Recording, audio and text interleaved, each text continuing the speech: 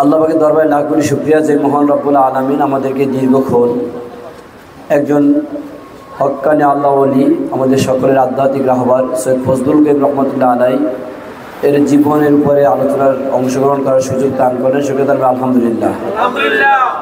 সম্মানিত উপস্থিতি, আপনারা লক্ষ্য করেছেন আমাদের মাঝে উপস্থিত আছেন ইসলামী যুব আন্দোলন বাংলাদেশ পিরোজপুর জেলার সংগ্রামী দপ্তর সম্পাদক মাহমুদুল হাসান কারিমি উপস্থিত আছেন। আমাদের ভান্ডারিয়া মাঠ প্রিয় মানুষের নেতা, আমাদের সকল আস্থাভাজন ব্যক্তিত্ব, বিশেষ করে আমাদের একটা আশ্রয়ের স্থল, কি কথা ঠিক না? আমাদের সকলের নেতা, আমার বিশেষ করে আমার মামা জনাব বাদশাহ জমাদ্দার সাহেব উপস্থিত আছেন। ভান্ডারিয়া উপজেলা যুব আন্দোলন সভাপতি, অন্যান্য ছাত্র আন্দোলন সভাপতি, অন্যান্য নেতৃবৃন্দ, সকলকে ইসলামী যুব আন্দোলন বাংলাদেশের পক্ষ থেকে সম্মানের শুভেচ্ছা অভিনন্দন। আসলে লম্বা করে আলোচনা নয়, আজকের আমাদের আলোচনার বিষয় হচ্ছে সৈয়দ ফজলুল করিম রহমতুল্লাহ আলাইহির রাজনৈতিক দর্শন। পীর সাহেব চরমনাই, পীর সাহেব সারসিনা, নিসারাবাদের কায়েস সাহেব হুজুর, এই সমস্ত মানুষ যে একজন আল্লাহর ওলি ছিলেন, বড় মাপের আউলিয়ায়ে কেরাম ছিলেন, এতে এই দেশের মানুষের কারো কোনো সন্দেহ নাই, আছে নাকি বলেন? সকল শ্রেণীর মানুষ দোয়ায়ও বলে আল্লাহ আমাদের এই দোয়াটুকু সরসিনার দরবারে পৌঁছাই দেন, চরমনাই দরবার পৌঁছাই দেন, কি বলে না ভাই? তার মানে এই দেশের মানুষ নির্দ্বিধায় জানে যে তারা এই দেশের বড় ধরনের আল্লাহর ওয়ালা মানুষ ছিলেন, কি ঠিক আছে ভাই? কিন্তু আমরা এখানে তার জীবনের একটা অংশ নিয়ে আসছি, তার রাজনৈতিক দর্শন। অর্থাৎ এত বড় পীর হওয়ার পরেও, একজন আল্লাহর ওলি হওয়ার পরেও তিনি রাজনীতিতে কেন আসলেন এবং তার রাজনৈতিক দর্শনটা কী ছিল, আমরা শুধু এখানে দুইটা কথা বলি, শেষ করে দেব। বন্ধু, আপনারা জানেন, আমি আপনাদের কাছে প্রশ্ন রাখি, এই দেশের রাজনীতিতে যারা রাজনীতি করে তাদের প্রত্যেকের একটা উদ্দেশ্য আছে কি নাই? জোরে ভাই, আছে কি নাই? কি উদ্দেশ্য? যে এখান থেকে দুনিয়ার কোনো ফায়দা হাসিল করবে, কেউ নাকি অন্য কিছু। যারা এই গ্রামে গঞ্জে যারা মিছিলে যায়, দেখবেন মিছিল শেষে 500 টাকা করে পায়। কয় টাকা কি এই সমস্ত দলে যারা মিছিলে যায় 500 টাকা করে পায় না? আর এইপরে যে বিরিয়ানির প্যাকেট ট্যাকেটে তো আসি, খাওয়ান লাওন, এবার 500 টাকা। আবার মনে করেন যারা টাকা পাইবে না, এবার একটা আশায় যায় যে দল ক্ষমতায় আইলে আমাকে টিআরে পাবো আনে, কাবিকা পাবো আনে, সুযোগ সুবিধা পাবো আনে, মেম্বার বিভিন্ন জায়গায় নাম দেবে আনে, কি একটা ধান্দা আছে কিনা ভাই বলেন? কিন্তু আমরা যারা রাজনীতি করি, ইসলাম আন্দোলন করি, এই ঢাকা যত মহাসমাবেশে গেছেন, কি টাকা দিয়ে গেছে না টাকা দিয়ে গেছে? টাকা দিয়ে গেছেন না? টাকা দিয়ে আসছেন নাকি আমরা কেন্দ্র দিয়ে টাকা দিচ্ছি? আবার আমরা যে কিভাবে প্রোগ্রাম আয়োজন করবো এর জন্য আগেই টাকা পাঠাই দিয়েছেন কি দেন না? কুপন কাইটে দিয়েছেন কিনা? তার মানে আমরা যারা ইসলাম আন্দোলন করি নিজের টাকা দিয়ে করি, এখান থেকে কিছু পাওয়ার জন্য করি না। সত্য কিনা বলেন? সত্য কিনা বলেন? আচ্ছা, এবার আসেন কেন আমরা এটা করি। পীর সাহেব চরমনাই এইটাই আমাদের বই নিয়ে গেছেন, এইটাই শিখেই গেছেন, এই বিশ্বাসই আমরা করি। কি বিশ্বাস? আমরা এটা করি ইবাদতের নিয়াতে। কিসের নিয়াতে ধরে বলেন? কিসের নিয়াতে? আচ্ছা, মাগরিবের নামাজ পড়ছি কারা কারা দেখি তো ইনশাআল্লাহ? মাগরিবের নামাজ পড়ছে সবাই? আলহামদুলিল্লাহ। এশার নামাজ পড়বেন কে কে দেখি তো ইনশাআল্লাহ? নিয়ে যাচ্ছে কার কার? আচ্ছা, আলহামদুলিল্লাহ। আচ্ছা বলেন, মাগরিব পড়ছেন, ইমাম সাহেব কোনো টাকা পয়সা দিয়েছে? কত বলেন না কেন? নগদ কিছু পাইছেন? তাই আবার এসে পড়তে যাবেন কোন স্বার্থে? মালিককে খুশি করার জন্য। কাকে বলেন? জোরে বলেন, কাকে? কারণ আমরাও ইসলামী আন্দোলন করি আল্লাহকে খুশি করার জন্য, দুনিয়ায় কিছু পাওয়া না পাওয়ার জন্য নয়। ঠিক আছে ইনশাআল্লাহ? তো এই ইবাদতের রাজনীতি প্রতিষ্ঠা করে গেছেন আমাদের শাহেখ রহমতুল্লাহ আলাইহি। তিনি বলতেন, আমার নামাজ যেভাবে ইবাদত, আমার রোজা যেভাবে ইবাদত, আমার ইসলামী রাজনীতি তেমনি ভাবে ইবাদত। কথা ঠিক আছে ইনশাআল্লাহ? আচ্ছা বলেন, আজকে আমরা এখানে যারা আছি প্রত্যেকেই ব্যস্ততা ফেলাই এখানে আসছি, কি নিয়াতে আসছি বলেন? সবের নিয়াতে নাকি অন্য কোনো নিয়াত আছে? কিসের নিয়াতে আসছে? সব সারা অন্য কোনো নিয়াত আছে? নেক নিয়াতে আসছে। তার মানে আমরা ইসলাম আন্দোলন বাংলাদেশ শুধু আমাদের নেকির নিয়াতে। আমরা মনে করি এই জমিনে আল্লাহর জমিনে আল্লাহর দ্বীন প্রতিষ্ঠার জন্য আমরা ইসলাম আন্দোলন করি, যেটা আমার রাসূল করেছেন। কথা ঠিক আছে ইনশাআল্লাহ? প্রিয় বন্ধু, আমি আপনাদেরকে দুই একটা কথা বলি। এই যে বর্তমানে দেখবেন কিছু, তাদের কোন ভাষায় বলবো আবার মনে কষ্ট পাবে, কিছু ঢাকায় স্লোগান দেয়, নেশা করে মিথ্যা বলে, মিথ্যা বলে নেশা খায় পীর সাহেব চরমনাই, বলছে কি বলে না? আচ্ছা, এই যে স্লোগানটা দিলেও আমি আপনাদের কাছে প্রশ্ন রাখি, আওয়ামী লীগের 17 বছরও এত বড় স্লোগান পীর সাহেব চরমনাই নামে দেওয়ার সাহস পাইছে নাকি? কতবার পাইছে নাকি? পীর সাহেব চরমনাই কে আপনারা চেনেন?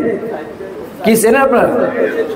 যার সোহবাতে আসার পরে বাংলাদেশের লাখ লাখ যুবক আগে নেশা করতো, এখন নেশা ছাইড়ে দিয়েছে পীর সাহেব সাহেবের সাথে হাত মিলাবার পরে। সত্য না মিথ্যা? সত্য না মিথ্যা? পীর সাহেব সাহেব মনে হয় তো সেই যার একটি আলোচনা শোনার পরে জীবনে যে নামাজ পড়তো না সে এখন ইমামতি করার যোগ্যতা অর্জন করছে। সত্য কেন জোরে বলেন? এদেশে দ্বিতীয় এমন কোন রাজনৈতিক লিডার বলতে পারবেন যেই নেতার সোহবাতে আসার পরে তার দলের সবাই নেশা ছাড়িয়ে দিয়েছে? এরকম কোন নজির আছে নাকি? বলেন, হ্যাঁ নজির আছে নাকি? একমাত্র পরশ পাথর তুল্য নেতা পীর সাহেব সাহেব। সত্য কেন জোরে বলেন? সত্য কেন জোরে বলেন? অতএব সেই নেতার বিরুদ্ধে যারা রাজপথে স্লোগান দিচ্ছে, আওয়ামী লীগের যে গজব আওয়ামী লীগের উপরে নাজিল হয়েছে, আমি তো মনে করি তার যে বড় গজব তাদের জন্য অপেক্ষা করতেছে। ঠিক না? এই গজবের কিছু নমুনা ইতিপূর্বে শুরু হয়ে গেছে, ঠিক না? পুরা ঢাকা ইউনিভার্সিটিতে কোনো আসন নাই, পুরা রাজশাহী কি জাহাঙ্গীরনগরে কোনো আসন নাই, চট্টগ্রামে এখন চট্টগ্রামে বলে প্রার্থীই দেবে না, নির্বাচনের আগেই বয়কট করতে চায়। ঠিক আছে, আমি আপনাদেরকে বলি শোনেন, তওবা করতে বলেন এই সমস্ত দাঙ্গাল নেতাদেরকে। যদি না হয় তাহলে এই দেশের মানুষ এর এমন জবাব দেবে এই দেশ থেকে নিশ্চিহ্ন হয়ে যাবে। কথা ঠিক না? ভুল মনে করছে, এরা মনে করছে এই দেশের মানুষ বিপ্লব করছে, আন্দোলন করছে, আওয়ামী লীগকে সরাইছে, আমাকে চান্স দেওয়ার জন্য মনে হয় আন্দোলন করছে। কি মনে করছেন? তাদেরকে চান্স দেওয়ার জন্য আন্দোলন করছে? হ্যাঁ, এদেশের মানুষ আন্দোলন করছে স্বাধীনতার পর থেকে। যারা চাঁদাবাজি করছে, যারা রংবাজি করছে, এই দেশের টাকা বিদেশ পাচার করছে, এই সমস্ত দুর্নীতিবাজদের বিরুদ্ধে আন্দোলন করছে। কথা ঠিক বলতে? এবং এই কাতারে তারাও আছে। কথা ঠিক না? তারাও এই দেশের টাকা বিদেশ পাচার করছে, এই দেশের টাকায় লন্ডনে আরামায়েশের জীবন যাপন করতেছে। সুতরাং এই দেশের জনগণ তাদেরকেও ক্ষমা করবে না ইনশাআল্লাহ। এর প্রমাণ পাওয়া শুরু হয়ে গেছে। কথা ঠিক না? আমি আপনাদেরকে বলি, এদেশের মানুষ সারা জীবন একটা তামান্না ছিল, মনের একটা আকাঙ্ক্ষা ছিল। রাস্তাঘাটে আমরা যখন চলতাম মানুষ একটা কথা বলতো যে আপনার হুজুররাই তো এক নাই, বলতো না? কি বলতো না? যে আপনার হুজুররাই তো এক নাই, আপনার হুজুররা যদি একই আসতেন তাহলে আমরা আপনাদের ভোট দিতাম। বলে কি বলে না?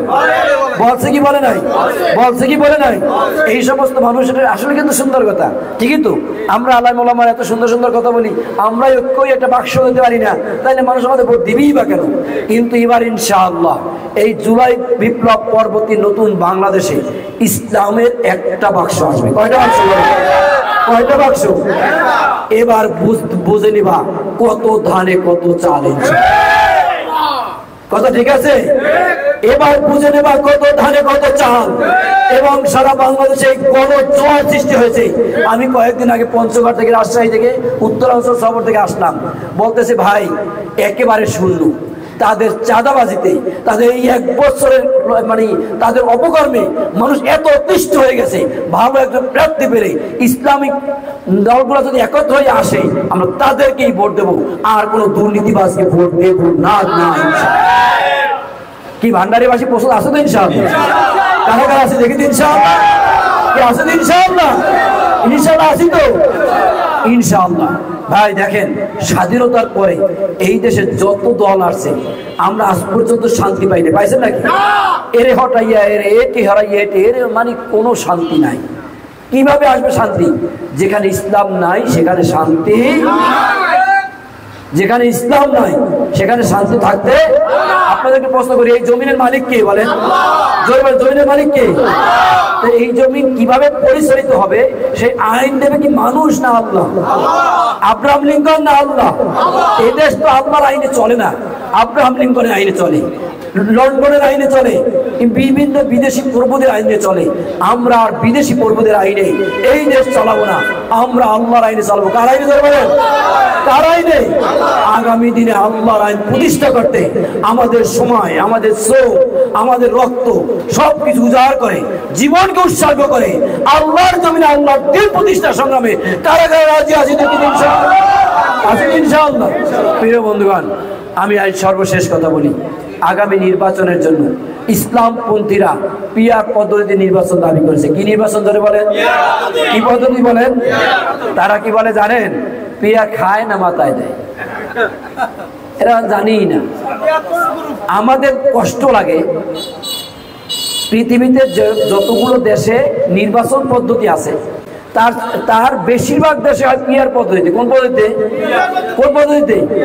আর তারা বলে তারা দীর্ঘদিন দেশ শাসন করছে, দেশ চালাইছে, আমাদের দেশে বড় বড় নেতা অথচ তারা বলতেছে পিয়ার খায় না, মাথায় দেয়।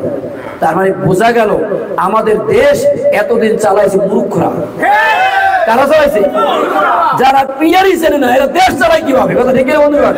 এক কথাই বলে দেই, শোনেন, পিয়ারের বিভিন্ন পদ্ধতি আছে। তারা বলে এই পদ্ধতি, কোন পদ্ধতি হবে? আমি একটা সহজ ভাষায় বলি। মনে করেন কাকা ইলিশ মাছ খায় না, কি খায় না? এখন তাকে আগে জিজ্ঞাসা করতে হবে খাইবেন কিনা। ইলিশ মাছ খাওয়ার জন্য আগে রাজি করতে হবে।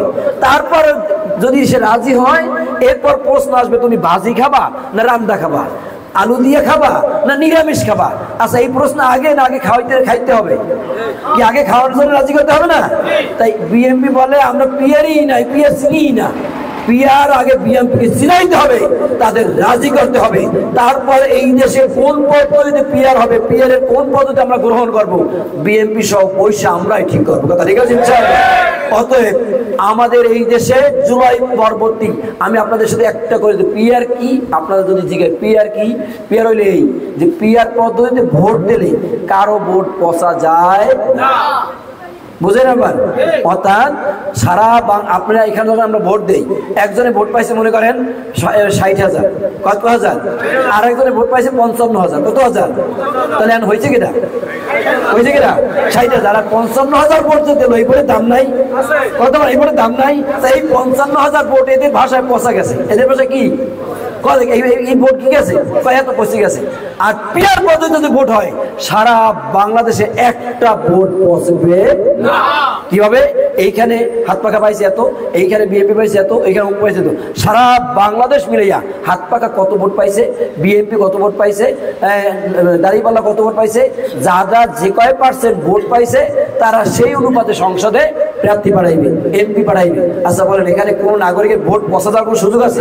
সারা বাংলাদেশের জনগণ যাকে যেখানে রায় দিয়েছে সে সেখানে মানে সেই কয় % হারে সংসদ পার্লামেন্টের লোক যাবে। তোমার অসুবিধা কোথায়? আপনি তো বড় দল, এই বেশি পার্সেন্টেজ আপনারা পাইবেন, অসুবিধা কি? এটাই তো বলেন আমরা বড় দল নাকি? এরা কি বলে যাদের ভোট নাই, যাদের কিছু নাই, এরা পিয়ার চাই। ভালো কথা, আপনাদের তো ভোট আছে, সব আছে, তাহলে আপনারাই তো পার্লামেন্টে যাবেন। কথা ঠিক আছে? অতএব আশা করি পিয়ার নিয়ে মানুষদের মাঝে বিভ্রান্তি না ছড়িয়ে অচিরে পিয়ার মেনে নিয়ে আপনি শান্তিপূর্ণ পরিবেশ সৃষ্টি করবেন।